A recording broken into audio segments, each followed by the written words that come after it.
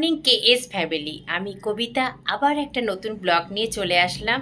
দেখেছো সকাল সকাল একদম স্নান টান করে শাড়ি টাড়ি পরে চলে এসেছি, কারণ আজকে আমার গপু সোনার জন্মদিন। সেই জন্মদিন বলে কথা, মা তো একটু সাজুগুজু করবেই, তাই একদম সাজুগুজু করে রেডি হয়ে একেবারে তোমাদের সামনে চলে আসলাম। এবার আস্তে আস্তে সব কিছু সকাল হয়ে গেছে, অনেকটাই বেলা হয়ে গেছে।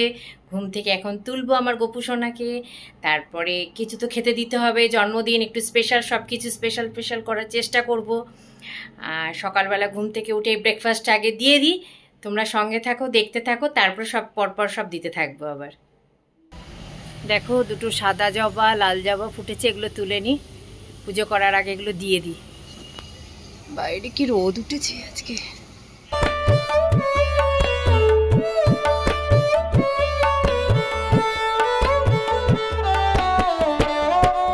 জোগাড় করতে চলে এসেছি, দুধটাকে বসিয়ে দিয়েছি।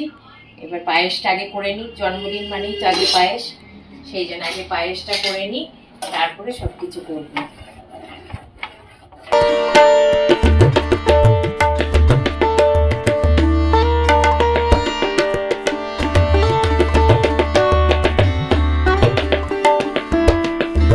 ময়দা মাখা হয়ে গেছে, এবার লুচি ভাজবো, লুচি কটা ভাজবো। চল এবার লুচিগুলো ভেজে নিই।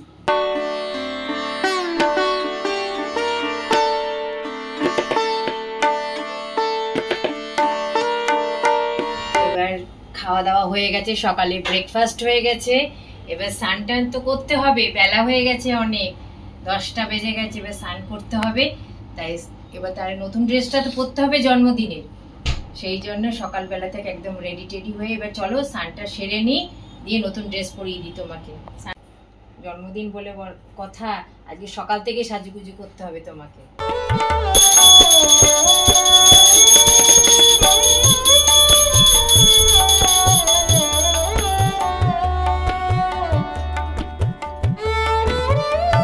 গপু সোনার জন্য একটা জামা কিনে নিয়ে এসেছি, কেমন হয়েছে তোমরা বলবে তো। এবার সাজুগুজু করতে হবে, জন্মদিন বলে কথা। একটু জামাটা আগে পরে নাও, তারপরে সবকিছু করছি। দাঁড়াও আস্তে আস্তে। দেখো পাগড়ি নিয়ে এসেছি।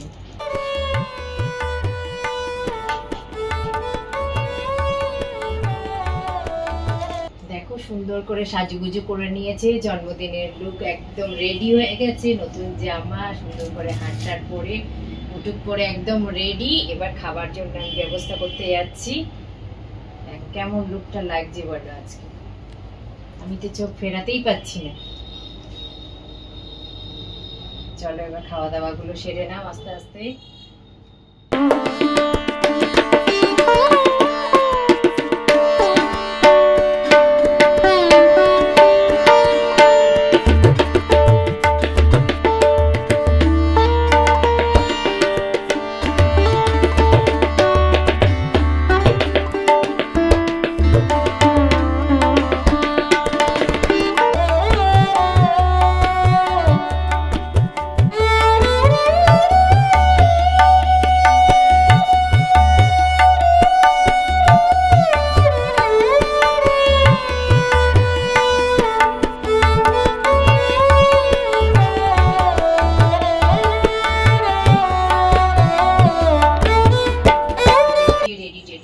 এবার পুজোয় বসে যায়।